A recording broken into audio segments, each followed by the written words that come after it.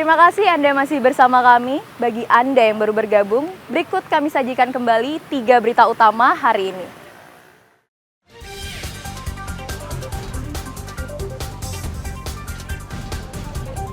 Korban kebakaran gudang LPG di Denpasar bertambah menjadi 17 orang.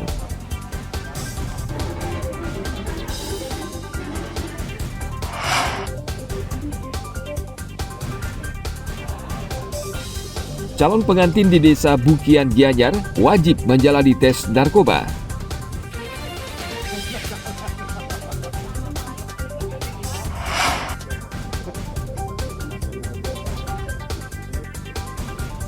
Untuk mengantisipasi musim kemarau ekstrim, hampir seluruh kecamatan di Gianyar mendapatkan mesin pompa air.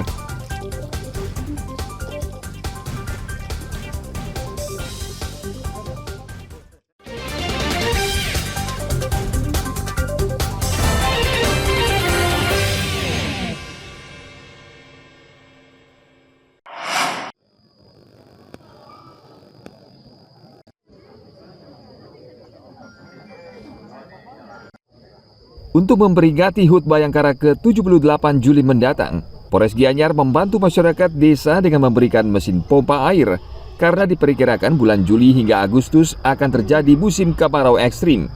Sejak beberapa pekan terakhir, hampir seluruh kecamatan di Gianyar mendapatkan mesin pompa air ini dari Polres Gianyar. Seperti di Banjarpatas, Desa Taro, Kecamatan Tegalalang, Kapolres Gianyar AKBP Ketut Widiada Rabu pagi menyerahkan mesin pompa air kepada warga setempat. Ia meminta warga agar hemat menggunakan air sumur. Kita dari kepolisian membantu masyarakat yang mengalami kesulitan air bersih. Jadi kami dari Polres Gianyar melaksanakan pemberian bantuan sumber air ini dalam rangka mengatasi kekeringan ataupun kesulitan air bersih di wilayah Desa Patas ini. Karena Desa Patas ini di ketinggian untuk PDAM ataupun air dari PAM belum sampai ke wilayah ini. Sehingga kami sangat prihatin melihat kondisi ini, masyarakat kesulitan air bersih. Permukaan bumi yang tertutup air. Perbekal Desa Patas, Wayan Warga mengakui kawasan Banjarpatas berada di ketinggian 800 meter di atas permukaan laut dan daerahnya belum tersentuh layanan PDAM. Bagaimana panjang kali lebar kali tinggi. Ini yang kedua kalinya kami diberikan bantuan sumur bor. Karena Taro sisi utara ketinggiannya sudah memasuki 800 meter di atas permukaan laut karena mata air itu sangat sulit.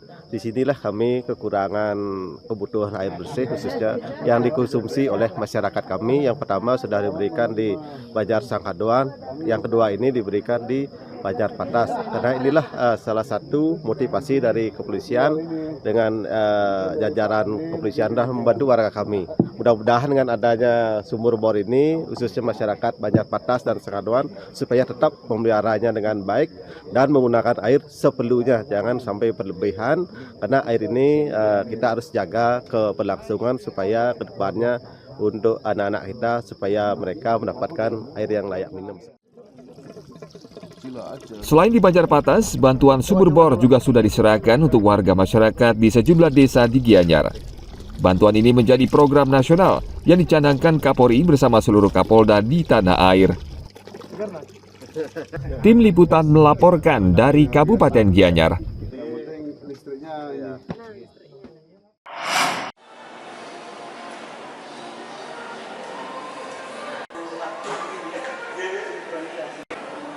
Saat ini masih banyak warga di Kabupaten Bangli yang belum memiliki KTP elektronik. Menjelang pilkada yang akan berlangsung November mendatang, Bawaslu Kabupaten Bangli meningkatkan pengawasan, terutama terhadap pemilih pemula yang baru akan memiliki eKTP. Sesuai peraturan, seseorang bisa menggunakan hak pilih dalam pilkada jika sudah memiliki KTP elektronik.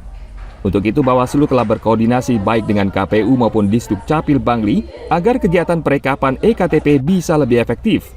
Bawaslu juga sudah menginstruksikan seluruh jajarannya di tingkat desa kelurahan untuk meningkatkan pengawasan.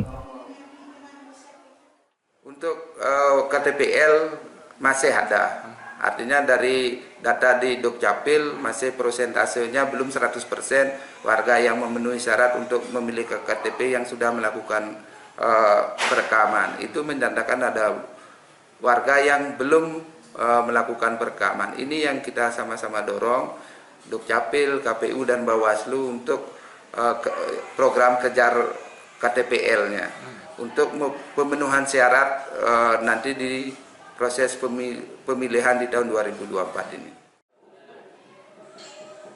Bawaslu meminta kerjasama seluruh pihak terkait untuk mempercepat proses perekaman iktp agar seluruh masyarakat Bangli dapat menyalurkan hak pilihnya dalam pilkada mendatang. Tim Liputan melaporkan dari Kabupaten Bangli.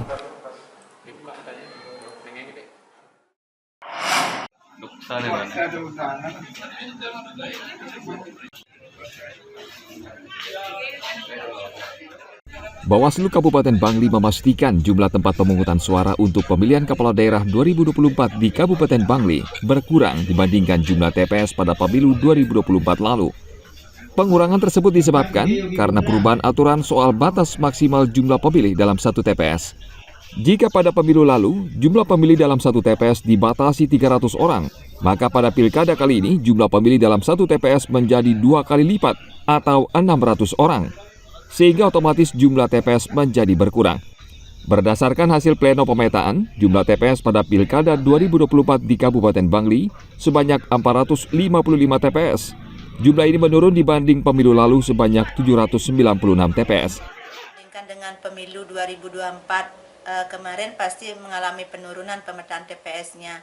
Waktu kemarin TPS reguler 796, sekarang 455, berarti sedikit tidaknya mengalami penurunan karena disebabkan oleh aturan yang ada. Kita melaksanakan regulasi dari KPU RI. Kalau di pemilu kemarin jumlah pemilih per TPS-nya 300 pemilih, namun dalam Pilkada 2024 ini 600 pemilih per TPS.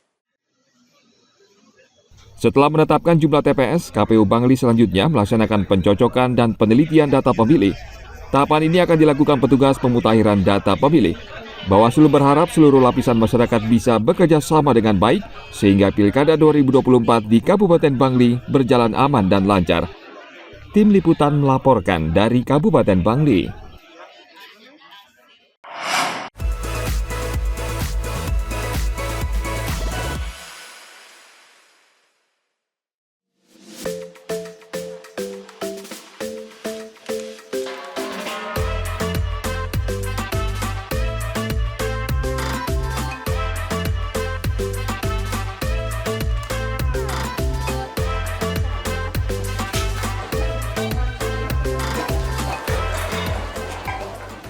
Jadi kami melakukan pemberdayaan masyarakat khususnya di desa-desa yang ada di Bali, di mana kami membentuk sistem manajemen sampah yang ada di sana dengan masyarakat lokalnya dan juga menggunakan aplikasi digital.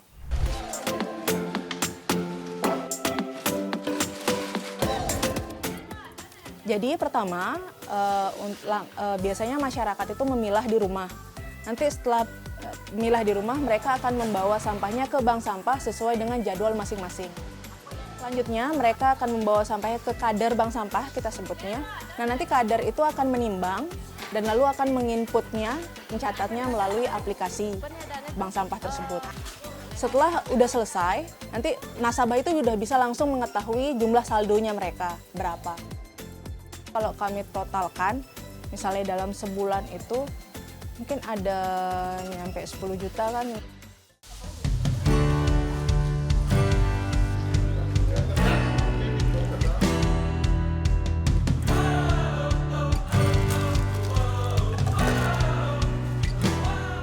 Awalnya itu pasti takut ya, karena kan pengurus kami kebanyakan ibu-ibu yang sudah sekitar 30 tahun ke atas. Jadi di saat kami mengenalkan aplikasi digital, mereka takut seperti itu, karena pikirannya, digitalisasi itu ribet, digitalisasi itu menakutkan seperti itu. Tapi kami mencoba melakukan pendekatan pelan-pelan, kami dampingi mereka, kami ajarkan mereka, sampai pada titik mereka bisa, dan mereka sekarang bisa bilang, gampang ya aplikasi mereka. Jadi tanpa kita lakukan edukasi, mereka sudah hafal.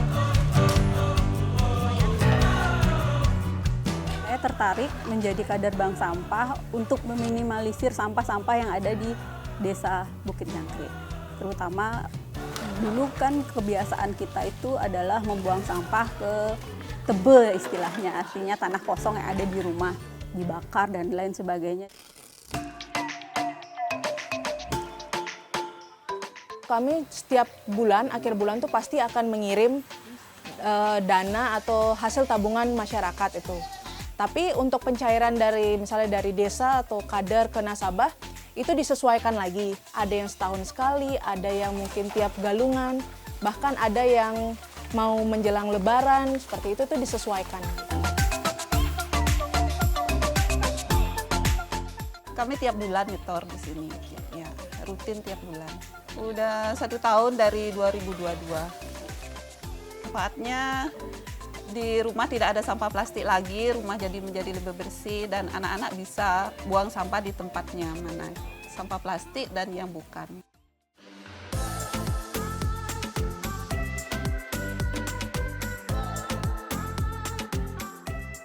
Kalau untuk saat ini bank sampah unit binaan kami untuk yang di Gianyar itu mungkin ada 100 lebih seperti itu.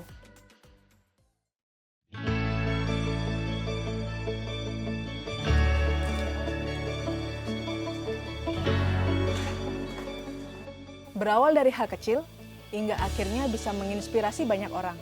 Intinya, tetap semangat, terus berkarya, pantang menyerah, dan berani berubah.